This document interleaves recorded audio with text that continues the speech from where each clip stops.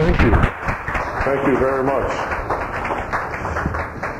I have to be careful not to walk too far and knock down all this equipment, right?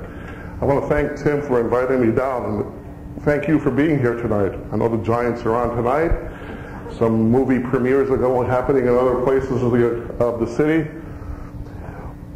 And in preparing what I was going to share with you tonight, I went back and considered the title for tonight's little presentation. I think it's From South Bend to the South Bronx. Right. Tim and I were just throwing things around, and that happened to stick.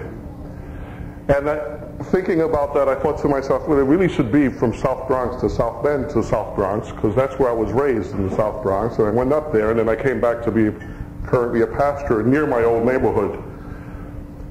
But then when I went back and thought about everything, actually South Bend to South Bronx worked. And it works for one simple reason, and the reason is going to be shrouded in a question that I'm going to ask you. What is the single most important event in your life? What has it been? A person you might have met, a book you might have read, a movie you might have seen.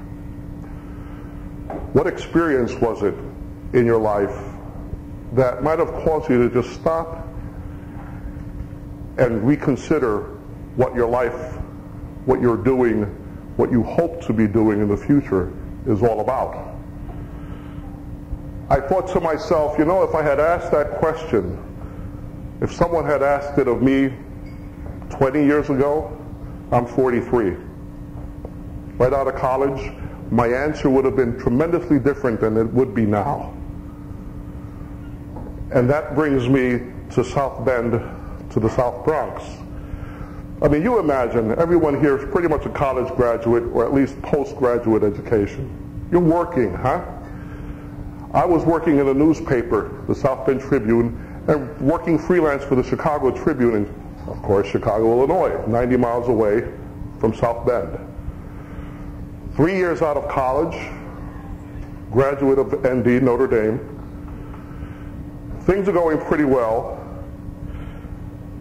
I was working the crime beat for the newspaper, cop shop, the whole 9 yards, scanner 24 hours, radio 24 hours. Something happened and it's my shift. Eric, you know, we had so-and-so accident, so-and-so shot, da-da-da-da-da-da, you need to be there, fine. Because I knew my editors would be calling me, because they heard everything.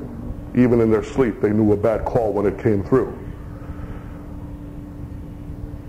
One Saturday, one of the few Saturdays I had free from work, I'm sitting in my apartment, sort of just really relaxing. And you know how it is if you have to pay student loans, your college loans. Back when Manufacturers Hanover was in existence, if you remember that bank where I got my student loans and some others that no longer exist. I get this phone call from an attorney. He's representing the University of Notre Dame. This is a Saturday, mind you. This is like 1 or 2 in the afternoon. And I'm kicking back, just relaxing. He says, you know what? They're not happy with the amount you're paying back on your loans. Well, what do you want me to say?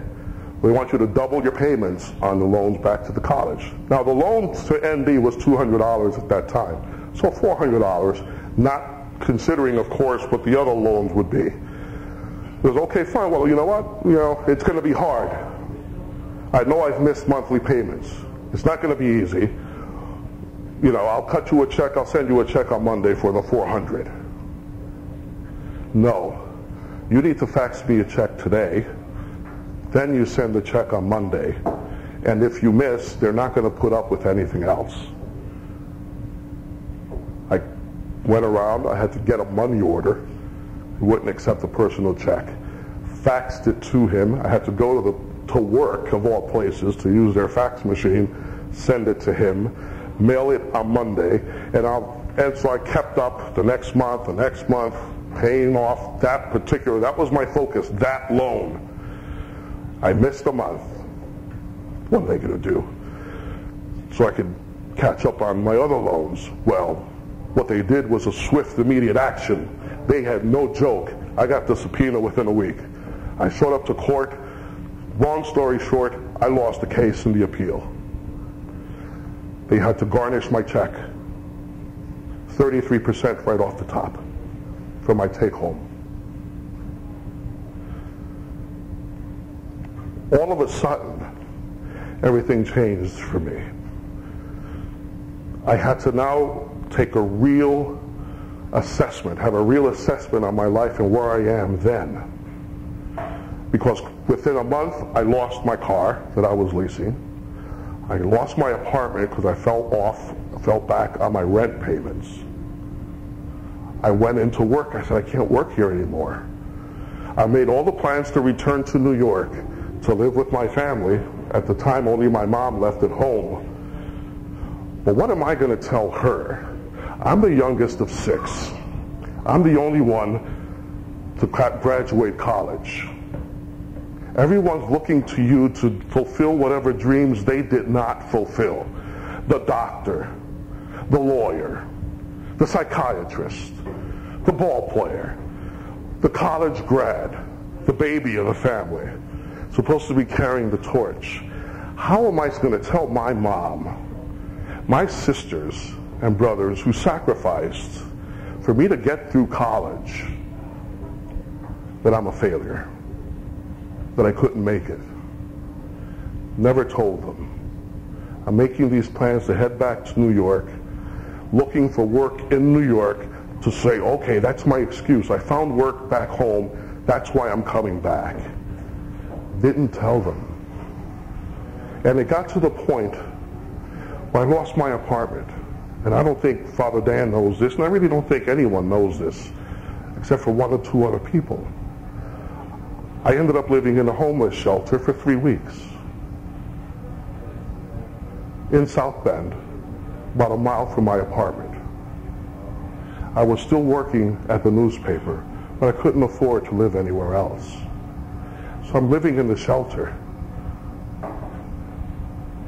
I couldn't stand living in the apartment that last month. I had to get out.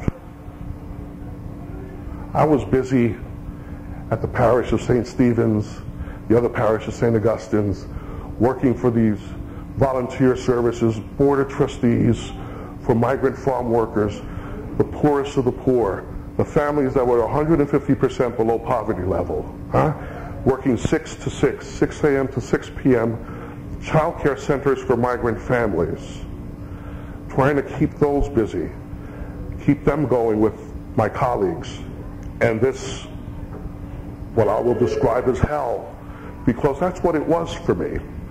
I can tell you what it was like sitting there. But one time I went back to that apartment to finally get my furniture out just to sell and get rid of it. I went in and the shades, the drapes, everything was drawn. I just sat there in that little cheap recliner, yellow 1978 hideous little recliner lounge chair, a swivel rocker actually. And I refused to turn the lights on. And I just sat there looking at the TV, blank screen. I couldn't think of anything. I couldn't feel anything.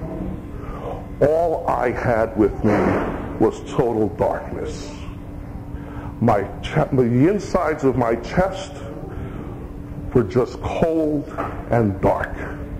Not even the angels or the devil wanted to keep me company. I just felt entirely alone with the pure coldness inside. And what happened? Damned if I know. But within that time, about the only thing working was my phone, and it rang. And it's a gentleman, his name is Jack Reed, God rest him, he passed away a few years ago. He was a deputy mayor of South Bend at that time. He says, you know what? I don't want you to say anything to me. This is him telling me, don't say anything to me, don't ask me any questions. We're going to take care of everything that you owe up to this date. Utilities, student loans,